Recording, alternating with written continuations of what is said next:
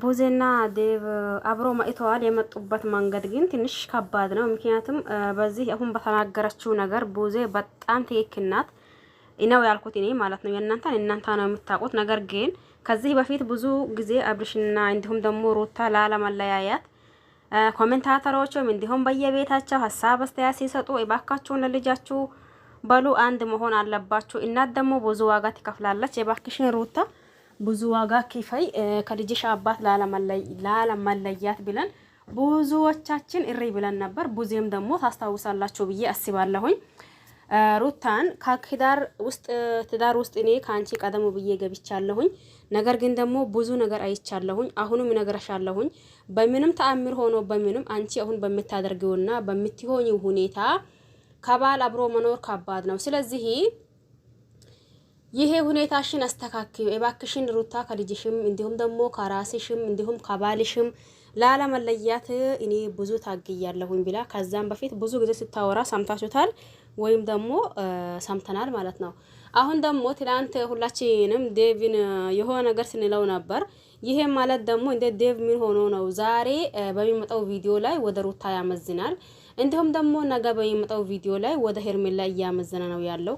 ለምንድን ነው እንደዛ የሚሆነው? ይሄ ሁኔታው ደግሞ እንዴት ነው? ከሱ የሚጠበቅ ነገር አይደለም ስንል ቆይተናል። ለማንኛውም አሁን የመጡበት አብረን የምናይ ይሆናል። ለዚህ ቤት አዲስ ከሆነ ሰብስክራይብ ማድረግ አትርሱ። ነባር ቤተሰብ ከሆናችሁ ላይክ፣ ሼር እያደረጋችሁ አበረታቱኝ። ሰላም አለይኩም ወራህመቱላሂ ወበረካቱሁ። ወድና ተከበራችሁ ውድ ቤተሰቦቼ በሙሉ ሀባይብ እንዴት ናችሁ? ደህና ናችሁ ወይ? እኔ ደህና ነኝ አልሐምዱሊላህ።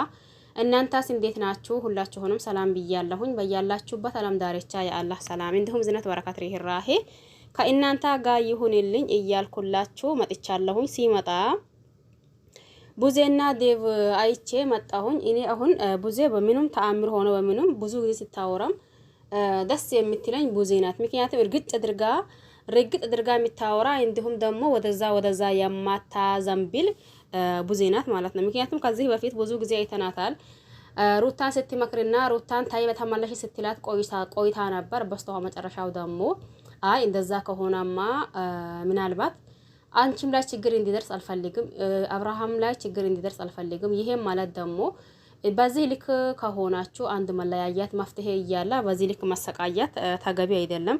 ግን ቢሆን አብዞ ሩታ ነገሩን ትተሽው አብራችሁ ብትሆኑ በጣም ደስ ላይ ነበር እያለች ሩታንም በግል ስትመክር እንዲሁም ደግሞ አብርሽንም በግል ስትመክር ቆይታ ነበር። በስተመጨረሻው የራቁት ቪዲዮ የተባለው ነገር ተያዛ።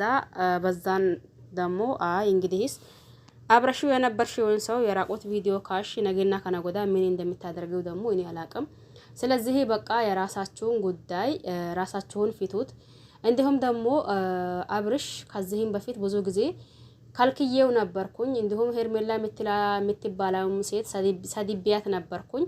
እንግዲህስ አሁን እኔም ፈቅጃለሁኝ አንተ እንደፈለከ ወይም ደግሞ ከሄርሜላም ከፈለከ ከሄርሜላ ከሩታም ከፈለከ ከሩታ መሆን ትችላለህ። ብዙ ጊዜ ገድቤህ ነበርኩኝ፣ ይሄ ነገር ልክ አይደለም እያልኩኝ ነበር እያለች ከዛም በኋላ ተናገረች። የዛኔ የራቆት ቪዲዮ የተባለው ቃን እንዲሁም ደግሞ ይቅርታ ያአላ ምንድነው ይቅርታ ብላ ሩታ እንዲሁም አብርሽም በቃ እሺ ብሎ ይቅርታ ተቀባብሎ በዛም በኋላ ሩታ እንግዲህስ እኔ እስከ ጥግ ድረስ ማበቀሌን ላሳይክ ነበር፣ እንዲሁም ደግሞ ተበቀልኩኝ፣ ተሳካልኝ። እናንተም ቤተሰቦቼ በጣም ይቅርታ እኔና እሱ አንድ የምንሆን ሰው አይደለንም ስትል እዚህም ጋር ስታወራ ቆይታ ነበር። በስተመጨረሻው ደግሞ እንዳያችሁት መለያየት መጣ፣ ተለያዩ። ከዛም በኋላ አብርሽ ለሄርሜላ ቀለበት እያደረገላት አይታችሁታል ብዬ አስባለሁኝ። ቀለበት ሲያደርግ ሩታ ከመሬት ተነስታ ወደ አብርሽ ሄዳ ነገሮችን እንትን አደርጋ ነበር። ግን አሁንም ይሄ ነገር ብዙ ነገራቶችን እየተስተካከለ ይመጣል ስንል ስናይ አሁንም ደግሞ ብዙ ነገራቶች እየተሰናከሉ ነው የሚመጡት። ይሄም ማለት አንደኛው ችግሩ የአብርሽ የራሱ ነው። ለምን ብትሉ ለሱ አንድ ደቂቃ ንግግር በቂ ነበር። ሄርሜላንም ከሆነ ሩታንም ከሆነ አንዳቸውን ግልጽ አድርጎ በግልጽ ቢያወራና በግልጽ ቢናገር ተገቢ ነበር።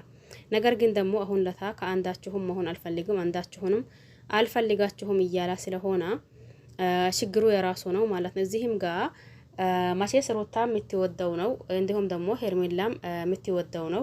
ስለዚህ በሁለታቸው ተወዶ ሁለታቸው እንትን እየሆኑ እንጂ እሱ እንደሆነ ከቀልቡ ነው ያለው። እኔ እንጃ ምን እንደሚል።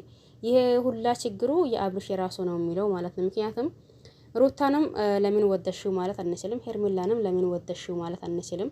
ነገር ግን ቁርጡን ቢነግራቸው መውደዳቸውም እንደወደዱት ሁላ መርሳታቸውም ቅርቡ ይሆን ነበር ብዬ አስባለሁ። ለዚህ ቤት አዲስ ከሆናችሁ ሰብስክራይብ ማድረግ አትርሱ። ነባር ቤተሰብ ከሆናችሁ ላይክ ሼር እያደረጋችሁ አበረታቱን። ባይ ባይ።